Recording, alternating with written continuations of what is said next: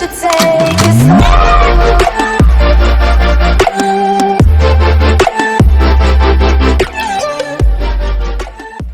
Hi guys, so Brightic here. So ngayon set up tayo ng Wi-Fi na wireless, no? Wireless muna yung i-set up natin, tapos syempre ma-set up din tayo ng LAN base. So syempre ato separate na lang natin. Okay, check it out. So pwede nyo sundan, step by step natin to para masundan nyo ng maayos. Mga beginner dyan, shout out, hindi ka pa huli, sige lang, kaya yan. God bless. So let's start. Ito yung ating Microtech Hoplite. So may dalawang wire na nakakonect dito, yung yellow at yung blue. Okay, so itong ating blue, yan yung ating internet direct from our router. At itong yellow naman direct sa ating, syempre yung LAN 2, yan yung direct sa laptop natin. Ito yung charger, power pala ng Hoplite. Ito yung yellow connected sa laptop. So pinakita ko lang sa inyo na sinadya ko talaga yung yellow at blue. Tingnan nyo, internet at LAN 1. Okay, so syempre yung laptop natin dapat may Winbox ka. Sasak na natin to para sa pag-on ng ating Hoplite. Okay, so yun, dapat ilaw yan guys. Kung walang ilaw yung Hoplite nyo, ibig sabihin damage yan. Okay, so let's go. Okay, so simulan na natin. Open natin yung Winbox natin, tapos click natin tong Mac. Mabilisan lang guys, yung password pala ng mga bagong Hoplite ngayon nasa ilalim na ng mga router na to. Okay, so yan yung password na to. Login mo lang yan. Saglit, login ko muna.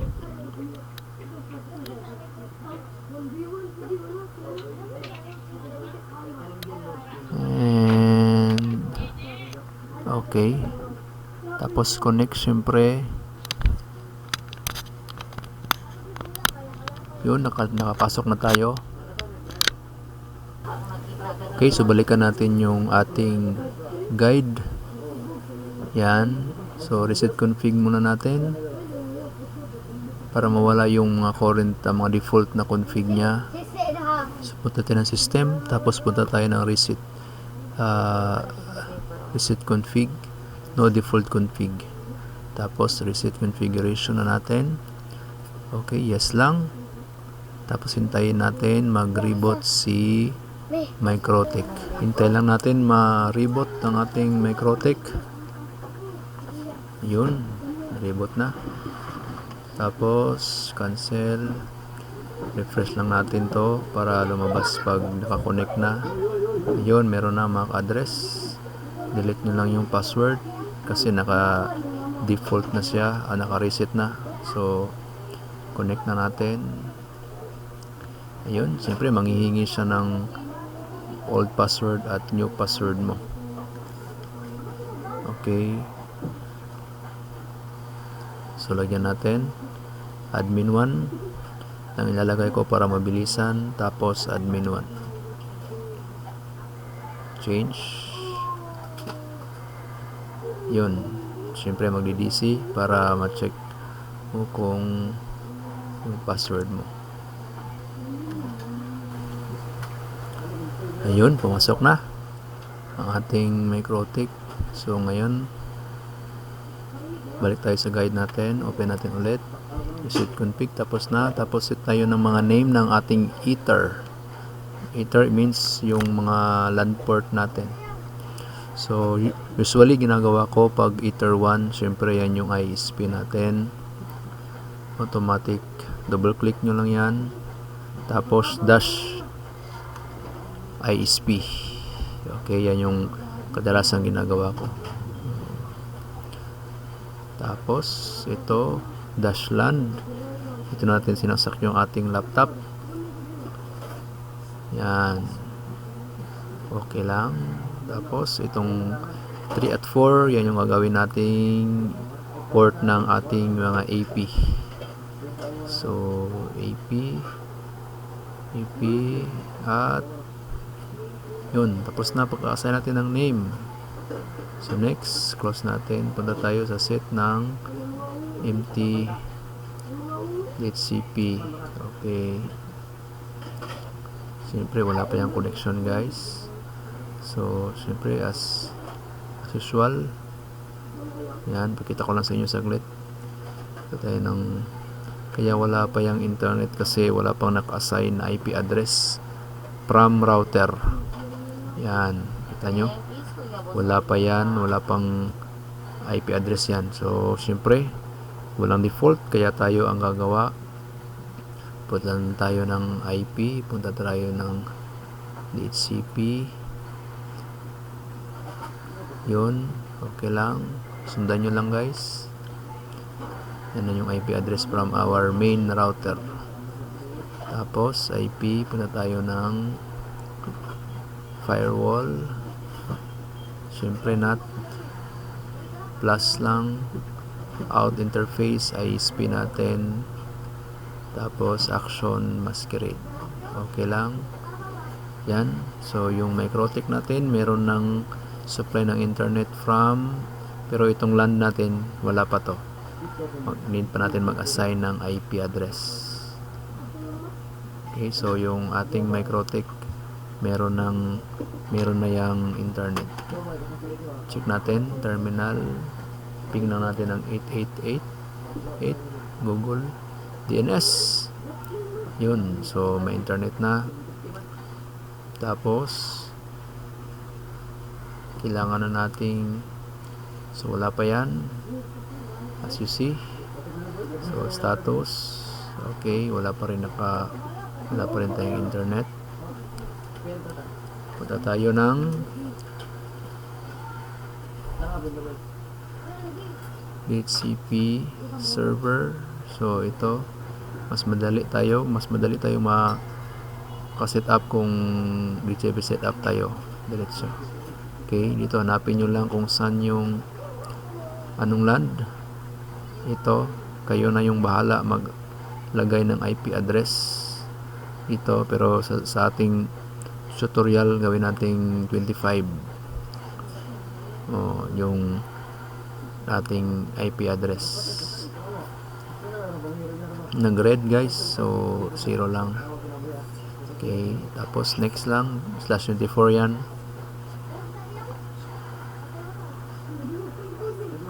Next lang natin 25, yan yung ating IP address. So next lang ito, pwedeng i-disable na lang to. Next.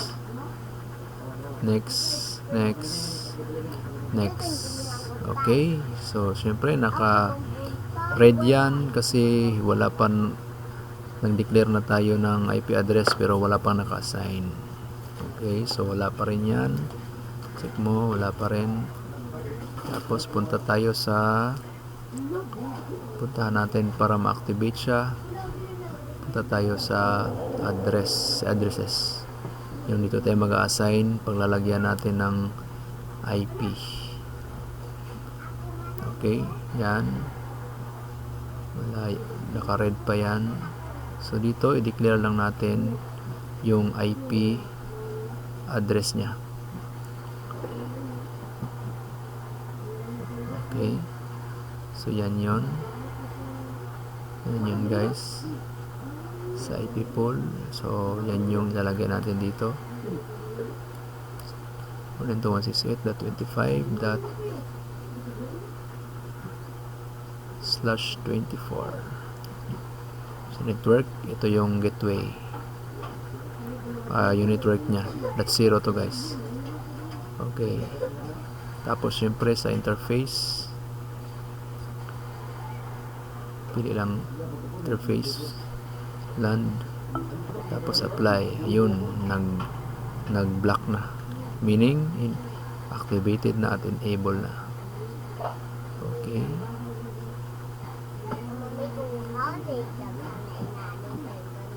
yun, so okay na, napaglagyan na natin. Pag disable yan, red yan, so walang assign na IP address.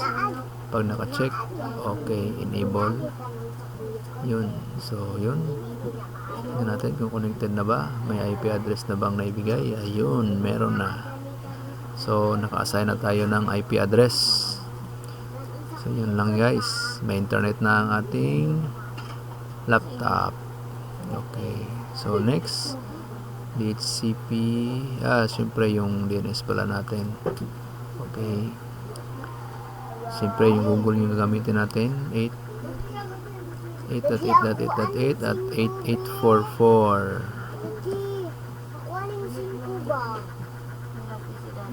Okay, pagkatapos ito na tayo sa next.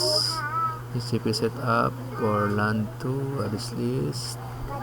Okay, tapos na tayo sa ating first config. Sige, so check muna natin kung meron na ba tayong internet. Punta lang tayo sa ating Chrome, of course. So, google.com. Yan yung default na pag-checkan natin ng internet. Dati Google or Facebook, ngayon direct YouTube na. Okay, ayun. So, meron na tayong internet. Okay, so balik tayo. Punta natin sa next natin. Gawa na tayo ng ito, config. So, FI config. Dito natin gagawin yung ating pag-create ng hotspot at piece Wi-Fi. Bridge by combining the ether. Yan yung combine. Learn port bridge is yan yung combining. Okay, so gawin natin yung ether 3 at 4. Yung dalawa yung gagawin natin, i-combine natin sa bridge. Gawin natin silang isa guys. Pati yung wireless pala i-activate natin for testing. Okay, so bridge, kahit wag nyo na lang palitan yan para mabilis. Bridge 1, tapos yan, andun na. Yan na yung bridge natin. Yan, tapos punta tayo sa port. Dito ka mag-a-assign kung anong mga port ang ilalagay natin kay bridge 1. Yan, sa baba. Yan yung interface nya. Ito yung lalagyan natin. Siyempre, si AP, yung dalawang AP. Dapat kada port guys i-declare nyo. Okay, add bridge pa rin, tapos AP2, at isali na natin si yan, isali na natin si wireless for testing natin. Yan, so yung tatlo, since naka combine yung port nila, isang IP address lang yan yung ginawa natin. Yung gagawin pa lang pala natin. Yan, isang IP address lang yan guys pag ginawa nating bridge. Okay, siyempre hotspot setup na. Punta tayo sa IP. Siyempre hotspot para mabilis. Hotspot setup diretso. Okay, pakita ko muna kung anong mangyayari pag nag-direct tayo sa hotspot setup. Yan, siyempre pag pwede tayong mag-manual dito, pero para mabilis tayo, siya na lang yung Microtech na lang mismo yung gagawa para sa atin. Okay, yan, dyan lalabas lahat. Yan, yung ito sa parental rules. Yan, dyan lalabas yan. Okay, so hotspot setup lang natin. So ito kung anong ether yung interface ng ating hotspot. Siyempre ginawa natin yung bridge na, hindi ka na doon pupunta sa AP, yung nilagay mo na sila sa isang lagayan, yung bridge. Next, okay, so yung IP address, ito ikaw naman yung bahala kung anong nilalagay mo dito, pero yung default is 10.0.0.1. Yan yung default na IP address guys. So yung iba 10.10.10. So siyempre gagawin natin yung default 10.0.0. .1/24. Okay. Tapos dito,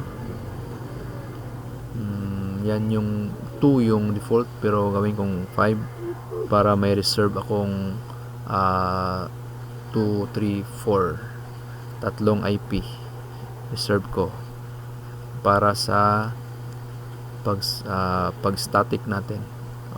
Pag kailangan natin mag static, so gamitin natin yun. Okay, so pagkatapos next natin yung DNS, next na lahat yan guys. Dito tagalan tayo ng sample na login. So 1, 2, 3, 4 lang para mabilis.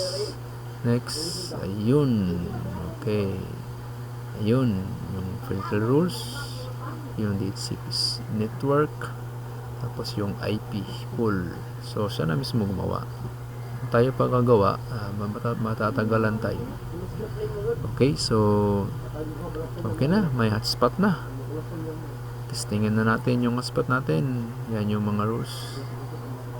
At yan yung syempre naka-disable yung hotspot, naka-disable yung mga rules. Okay. Yun. Kita nyo guys, ang galing. Ang galing ni Microtech. Kaya iba si Microtech guys.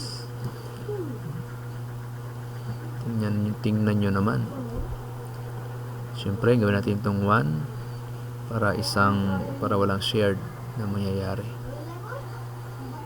Okay, so testing na tayo guys.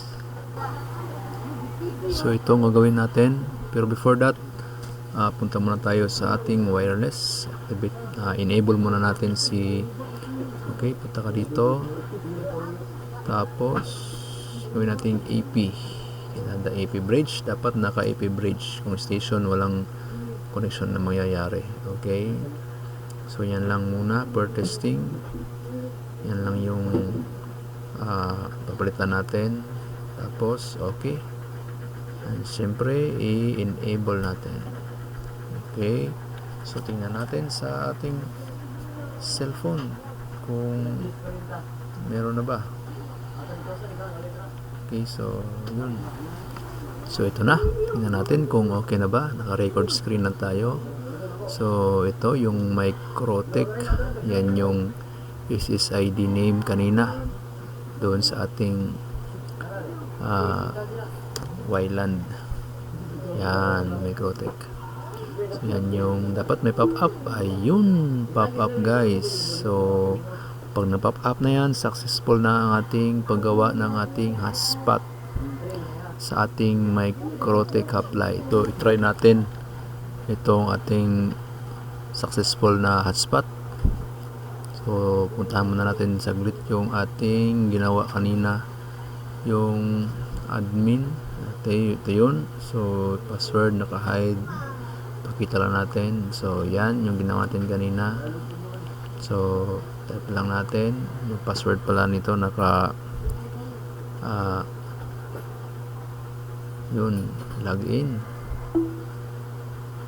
Yun, syempre pag dito sa active ng hotspot, dapat may mag-appear dyan na user na connected. Ayun, okay. So kuha natin guys, nakalagin na. So buo na yung ating hotspot. So ang gagawin na lang natin, test muna natin saglit kung may ping na. Okay, meron na tayong internet. Siyempre testing natin of course sa ating YouTube kung talagang may internet na. Ayun, so may internet na nga. Pwede na 500 Okay. IQ Lego hacks. You Yun. remove So next na tayo. Okay, so next natin, syempre huwag nyo kalimutan lagi, kung builder kayo, dapat backup kung first nyo to, backup nyo para sa next nyo na config, next na bindo na gagawin nyo. Okay, so kung paano, punta lang tayo sa files, tapos backup lang. name, ikaw na maglagay kung ano yung pwedeng makapaalala sa'yo. Kahit ano, pwede lagyan ng password, pwede ring hindi. So, backup. Asan yun? Nasa baba. Ayun. Tapos, ito, drag nyo lang sa desktop. Ayun. Yan, pwede nyo na. Kung gusto nyo siyang i-activate or ilagay, yan. Lagay mo lang. Tapos, restore. Okay. Then, yan. Magana na yan, guys. Okay, so dito na tayo. So, makailangan, syempre, yung do font. Wires natin, yung basic na baseboard. Yung ating basic yan, guys. At syempre, yung main, yung node MCU. At syempre, huwag kalimutan yung mini USB. At syempre, pangputol natin yung ating nail cutter. Download muna tayo ng ating bin. Okay, so sa wifi website lang mismo. Siyempre gagamitin natin 4.3 para hindi na tayo gawa ng maraming script sa ating reboot. Download lang. Okay, download anyway. Tapos yan, mabilis lang yan. Okay, extract lang natin pagkatapos. Ayun. So, ito na. Minimize lang saglit. Extract lang. Kahit dyan na lang sa pinag-downloadan nyo.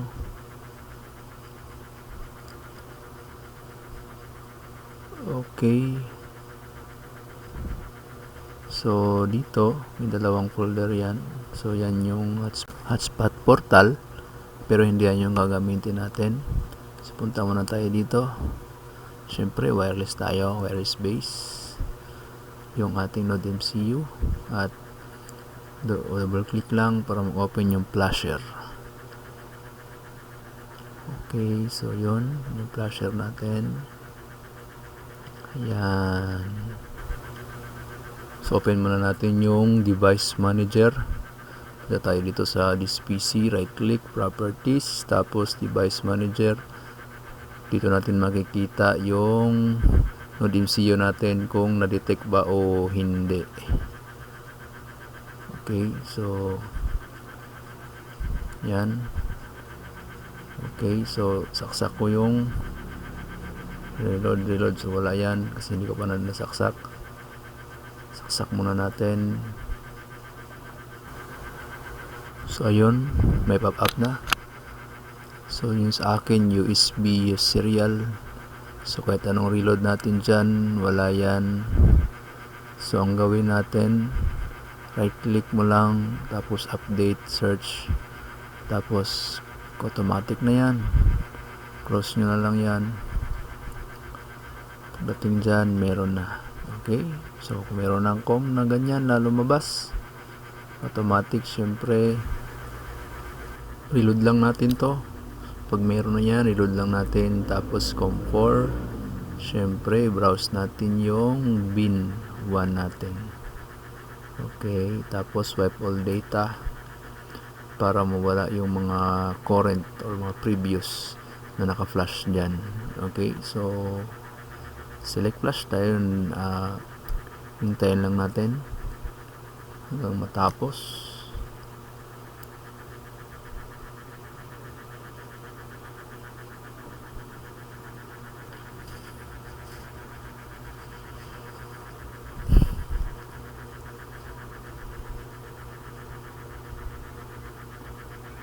Okay, yun, tapos na. So by the way guys, yung ginagawa ko pala dito lagi is sinisave ko yung MAC address ng node MCU pag naglalagay ako pag nagpa-flash ako, para hindi na ako mahirapan mamaya sa leashes. Okay, so next natin yung bin 2, of course. Tapos no na dito, huwag nyo nang yes kasi mawawala yung bin 1. So no lang. Tapos yung sunod ng X, palitan natin ng 2. Yan. So, andito yan sa instruction. Ito natin ng text para ma-open natin. Yan. Ayun. So, yan yung instruction, guys. Baka magtanong ako kayo. Yan. Tapos, no. Tapos, flash ulit. Baday, pagkatapos nito, tapos na tayo. Punta na tayo dun sa pag-set up natin sa Wi-Fi. Sa cellphone, of course. Okay, tapos na guys. So, yan na. Tapos na tayo sa ating pag-flash. Ganun lang ang pag-flash guys. So, puntahan natin yung ating instruction. Siyempre sa Wi-Fi, doon sa GitHub. Doon tayo kumuha ng guide. Of course, universal guide yan.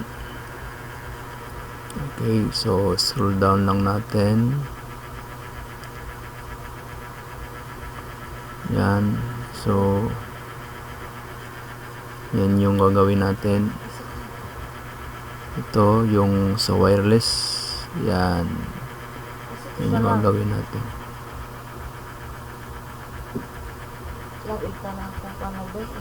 Yun. So, yan yung gagawin natin ngayon. Instruction. Check muna natin to. Okay. Ito sa microchip natin.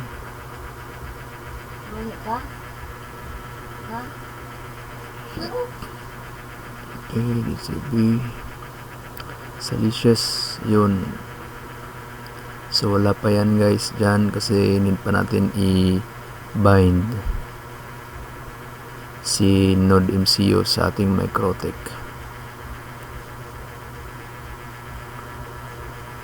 So wireless natin, isa yung gagamitin natin na pang bind. So palitan muna natin to ng Wi-Fi. Okay, so apply lang natin yan. Pagkatapos wala na password yan pag AP mode. Okay,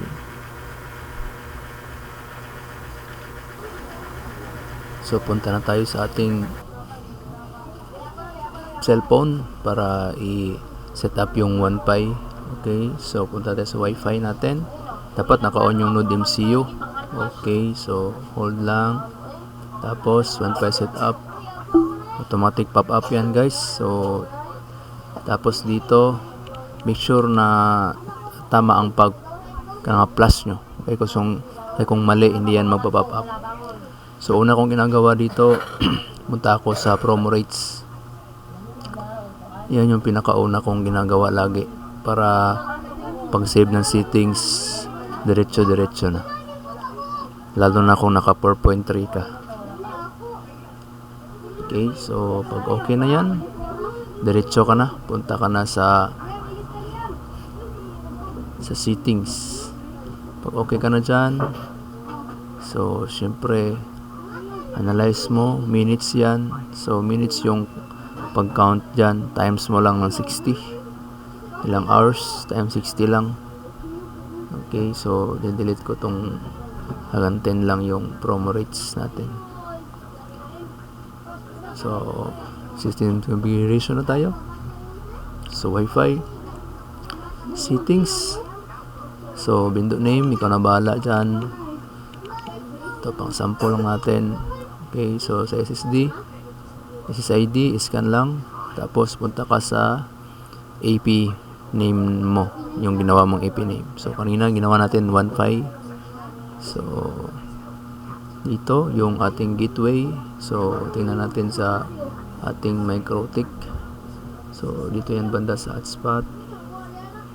So hotspot pala, hotspot. So, doon tayo sa hindi pala yan, server profiles. Yan yung gateway. So yan yung ilalagay natin. So depende sa iyo. May iba kasi diyan na iba yung IP nila na gusto nila. Kaya kung anong IP na sinet mo, yan yun. Okay? Tapos dito, sa ating Microtech username, siyempre mag-add tayo. Yan lang din mag-add para sa pag-access niya. Dapat full, huwag kalimutan. Yung name, kayo na bahala. Sa'yo na, ikaw na bahala dyan. So, anong name gusto mo? Siyempre, yung password, make sure na tama. Yung nagawa ko dito, guys, is kinakopy ko na lang para sure. Baka magkamali. Copy na lang. Tapos, paste na lang para hindi na magkamali. Okay. Tapos, lagyan natin doon sa CP natin yung MikroTik username. Okay, so 1, 2, 3. Copy again.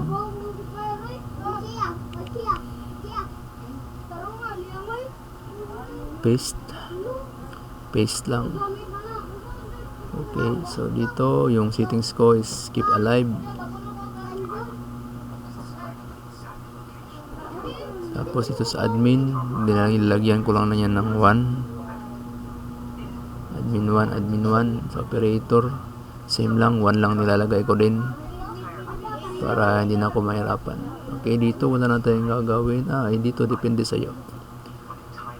Depende sa settings mo din dito. Yung akin, yung slot abuse count 5. Dito slot band minutes, or slot band minutes. Okay, so depende sa'yo sa settings mo. Okay, so scroll up. Wala na tayong gagalawin dyan. Mga pin yan. LCD settings, wala na rin tayong gagalawin dyan. Voucher settings dito. Yung ginawa natin na yung ginawa natin dun sa yan yung ilalagay natin. Dapat parehas yan, guys. Kung malaki, big letter. Kung big letter yan, dapat big letter din. Kung maliit, dapat maliit. Okay, medyo sensitive yan, guys. Then scroll up. So wala na, finish na to. So dito yung ino-on ko to, guys. Reset factory settings. 10 seconds na naka-hold. Okay, so dito 30 minutes nilalagay ko na settings. So depende rin sa'yo. Pwede 1 hour, pwede 5 hours. Pero sa akin, pinaka-safe 30 minutes lang. Okay, so yun, pwede ka maglagay ng API key. So i-copy mo lang yan para sa future mo na baka kailangan mo. Okay, yung API pwede gamitin sa GCash yan, GCash payment. Okay na yan. So pag sinave natin to, guys, dapat na mag-a-add yan sa Licious. Okay, so save naman natin yun kanina, yung MAC address niya, kasi minsan marami na dyan nakalagay, kaya yun, ganun. So save. Dapat pag in-okay ko to, may lalabas dyan kasi connected. Ayun, so yun, so lumabas na yan yung IP address, MAC address at IP address ni Wi-Fi natin, ni Node MCU natin. Okay, so yan lang yung gagawin nating static. Okay, so dito na tayo sa ating MikroTik ulit. So may dalawang way kung marami nang nakalagay doon sa Licious. So dito mo lang siya hanapin. Okay, yung way ko dito is tino-turn off ko yung Node MCU at tino-turn on ulit. Pag turn on mo ulit, so dito yan lalabas. Okay, so pwede mo dyang hanapin, mag-pop up ulit yan sa logs yung IP address at MAC nya. Okay, dito right click lang natin, so make static, syempre. Okay, so yan, open natin to for address and MAC sa ating bindings. Hotspot, tapos IP bindings. Okay, teka, tingnan natin dito sa guide na nasa GitHub para may guide tayo. Okay, so saglit, saan ba yung IP bearings? Okay, ito make static, yan, andun na yan. Okay, tapos ito, yan yung address. So address list, huwag natin kalimutan, bago yan, dati wala yan, ngayon na meron. Okay, so sa baba address list, gawa tayo 15. Okay, so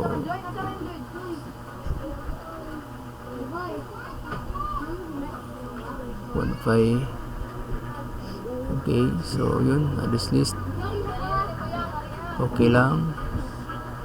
Okay, meron na yan. So plus natin, tapos add natin yung MAC address, yan, MAC address, paste, copy natin, tapos paste natin dyan, copy at paste, tapos yan, regular bypass. Okay, all pala. Okay, apply. Okay, close na natin to para mas makita natin. Yun, sa IP bindings meron na. Okay, so paano ba kulang?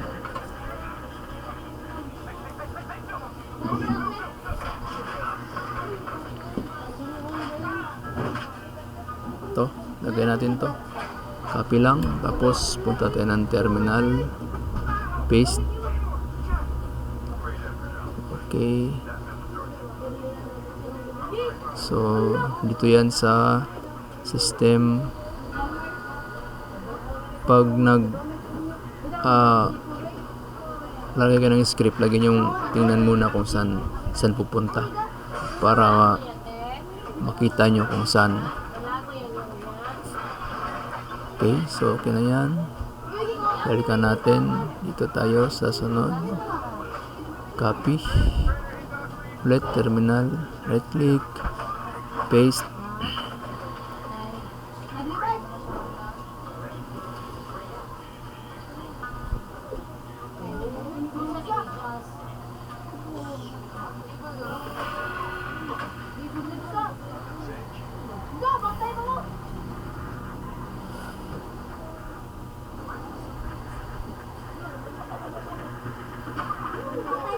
Saglit, parang may kulang to ha.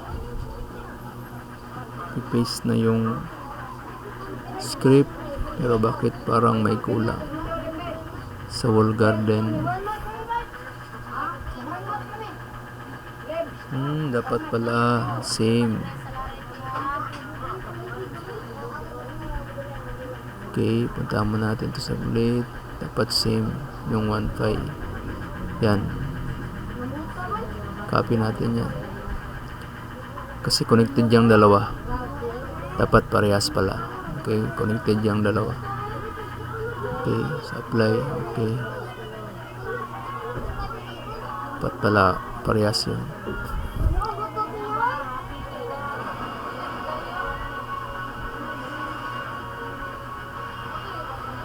Saan ba yung makita? Address list yun, ayun.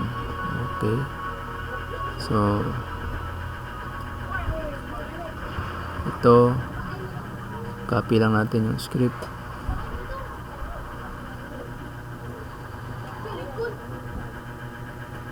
Tapos yung terminal ulit, paste lang. Okay, wall garden na yan guys, ayun. Okay,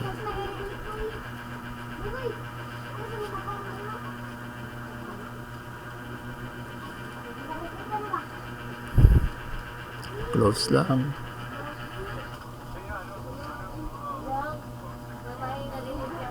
Okay, okay na yan. So yun, check lang natin. Yan na yung mga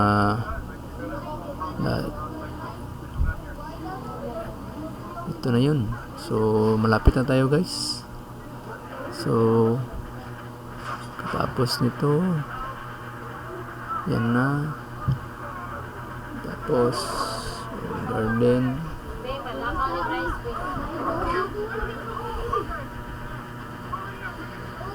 Okay, so ano bang kulang nito? Meron na. Ito sa config sa portal yun. Login pala. Okay. Copy lang. Tayo sa spot ulit sa profile. Okay. Copy it. Tapos paste. Okay. Apply lang. Okay. Okay, dito pala banda guys. Pag hicks yung microtik nyo, so palitan nyo lang to dito. Saan ba yun banda? Ito. Yan. Extraction naman dyan. So palitan nyo lang to kung naka hex kayo. Pero kung half light, as default na yung script.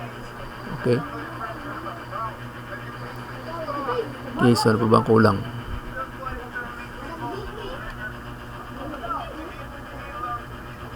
Yung hotspot pala, yung portal pala. So delete nyo lang yan kasi maglalagay tayo ng portal. Pwede yung default, pwede naman yun, mas madali yun kasi nandun yung instruction sa doon sa website, sa GitHub, sa ating downloads. Andun. Pero dito yung gagamitin natin is yung ito. Teka, saan ba yun?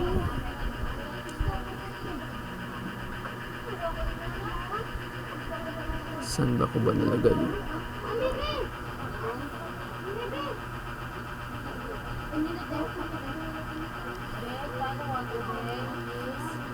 Parang ito ata.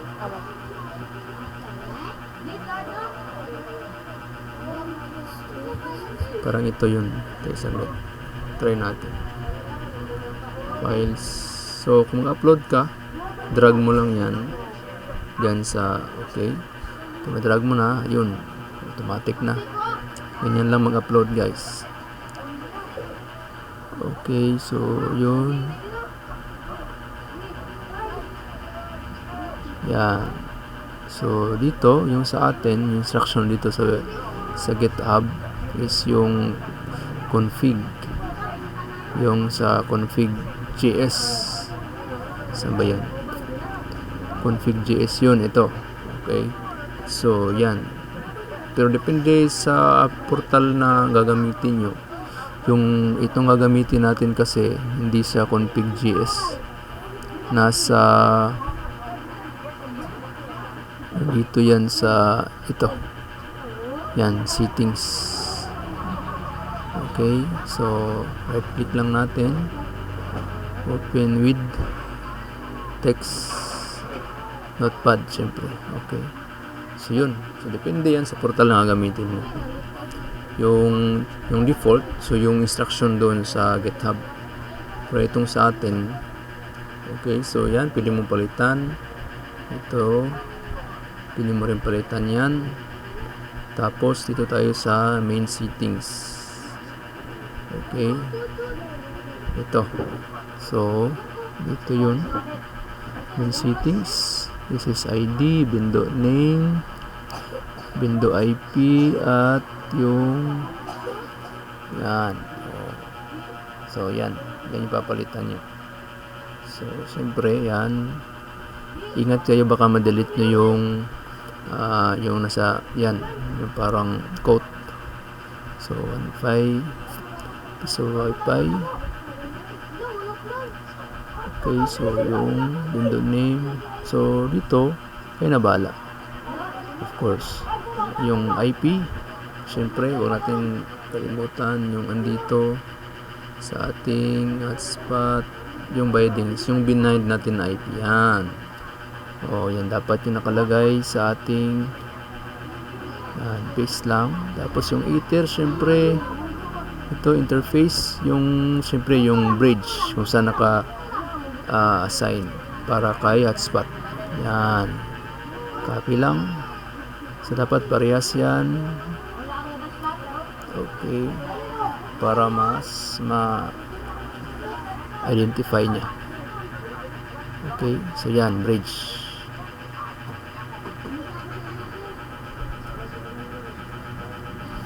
Yan.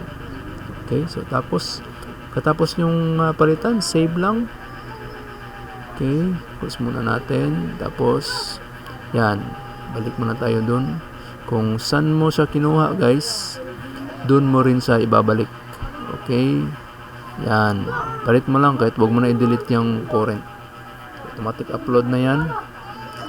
So, ang gagawin natin ngayon, magwa-wiring na tayo guys. So, ito yung custom board lang. So, walang madaming arte. Tapos, yung Node MCU natin. So, syempre, ditong banda, huwag nyo kalimutan na dapat hindi mabaliktad. So, may sign naman yan. Yan, taas na yan. Dapat parehas yan.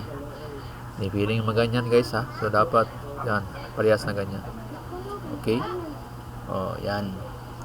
Saksak mo lang yan. So, dapat parehas ng dapat may slot. Okay, dapat lahat ng pin may slot. Okay, yan. Okay, so maglagay na tayo ng pin. So, siyempre, yung gagayahin natin guys, ito lang. Yan. Ito lang yung gagayahin natin. So, sa wireless na connection. So, tandaan lang natin yan lagi. At ang importante lang dito, siyempre, yung coin, lahat yan siyempre. Pero yung akin wala na yung mga maliliit na ilaw-ilaw. So basic lang yung coin slot, yung power, yung custom board, yung Node MCU. So wala nang lead at wala na yung ibang kitchen-bridging na yan. So dito testingin na natin kung tama ba o yun yung mga wiring guys. So sa GitHub lang tayo kumuha ng diagram natin. So follow nyo lang. Tapos nagdagdag nga pala ako dito ng ground. So ito ground ng 5 volts papunta sa ground ng Node MCU. Check nyo lang yan guys, may ground dyan. Replug na lang natin, saksak ko lang para umilaw yung Node MCU natin. Okay, so yan. This is at this 7 guys. Saksak nyo. Try natin. So, siyempre open natin sa hotspot active yung ating user kung mag-appear ba dyan. Okay, insert coin. Okay, so saglit. Ayun. Piso. Meron na. Okay. So, hindi pa yan mag-appear guys hanggang hindi natin dinan-paying. Okay, so ito yun. Okay, yun. So, namatay ang ilaw pag may insert coin. Okay, yan. So, okay. Ganang-gana. Gumana. Ang ating build. Okay, done paying. So, yun. So, dito nyo makikita kung may active ba na user. Hotspot. Tapos, active. Ayan. So, yan guys. Gumana na ang ating hotspot. Wi-Fi wireless hotspot. Okay, tingnan natin kung may internet na tayo. Yun, yung ping, meron. Okay. May internet na tayo guys. So meron na. So ngayon, try naman natin saksakan ng AP. So dito na tayo guys sa ating AP. Umada AAP110 ang gagamitin natin ngayon. So sa pagkabit ng AP, ito na yung pinaka-last na step natin. Kasi ilalagay naman lang to. Separate na lang natin yung pag-set up ng AP guys.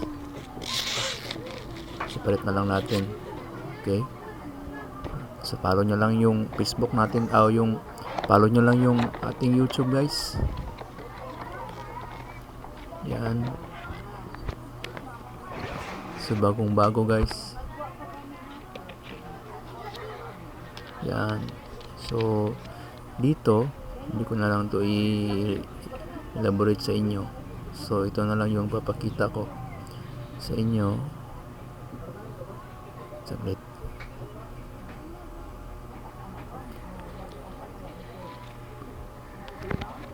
Okay, so dito na lang natin ilalagay yan, yung AP natin, yan 3 and 4. Kahit saan dyan sa dalawa, pwede mo ikabit itong ating AP.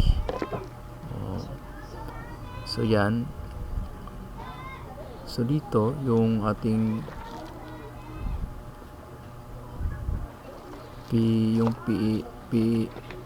POE natin. Sama yung POE dito. Ito guys, okay, sa mga may experience na, sumdali na lang to sa inyo. So ito para sa mga nagsisimula pa lang, POA yan yung papuntang AP. Okay, so TTP lang yung LAN, yan yung dyan natin ilalagay yung papuntang dito, yan sa 3 or 4, kahit sa dalawa dyan pwede na. Okay, so yun lang guys, bye bye. I'm Tyron the Jackson.